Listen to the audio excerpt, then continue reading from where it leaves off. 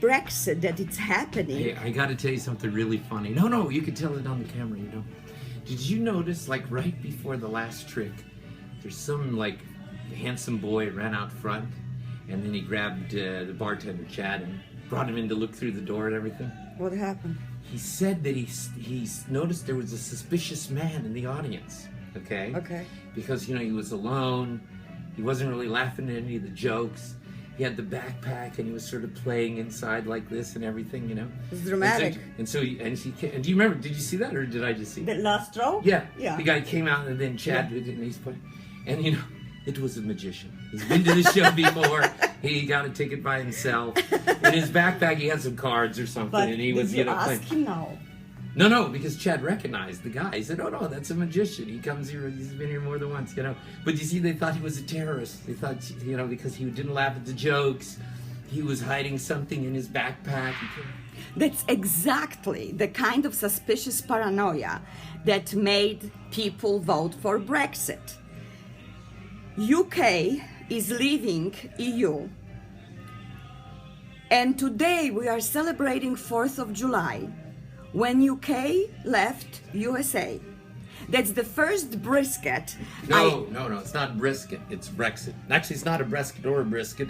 The brisket you eat, and they get kicked out to the UK. So it could be brisket. Well, they ate it, exactly. But they didn't leave by choice. The Brexit, they're leaving by choice. Sorry, go ahead do what you're doing. So I was just sitting here in a dressing room and I was reading the big article about Brexit. And it's very interesting because it was actually about Polish people, about Polish plumbers taking job from British plumbers, supposedly.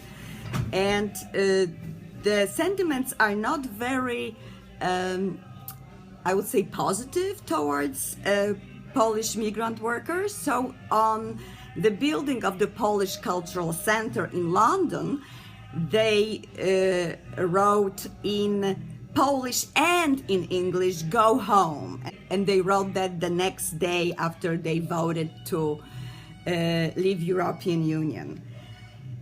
Well, it's not very pleasant for me, but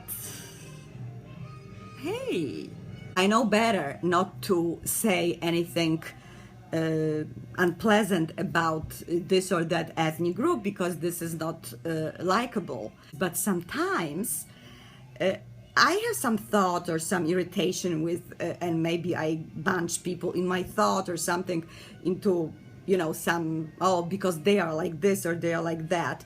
And actually, I think that even more important, maybe not more important, but very important is not necessarily what we say, but even more important what's in our heart and our thoughts. And when it hits home that they don't want Poles, it also hits that I should never have any negative comment even in my mind. Because if it hurts me, it means that even when I make some stupid generalization, it can hurt other people. So it's good to experience something like this on your own skin. So you sort of don't do this to anybody because it's not pleasant. But after the article, like always on the internet, there are some comments, right? People can write the comments. And one of the comments was it made me laugh, but it's also show how ignorant people are. Some comment was like, "Oh, Polish people, they cannot accomplish anything.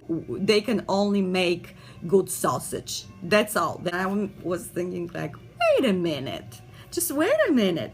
Like, there is a lot of things that we contribute to, the whole world. Well, this is even stupid to respond to the sausage thing.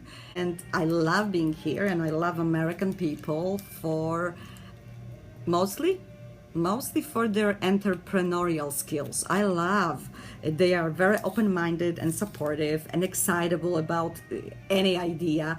It's very characteristic for Americans. Like, you can have any idea you want and they all got interested. And immediately there's like conversation. But how you gonna advertise? How you gonna tell about other people about this idea? I am in love with the spirit and with the spirit of American people. I love them. So I really end up really good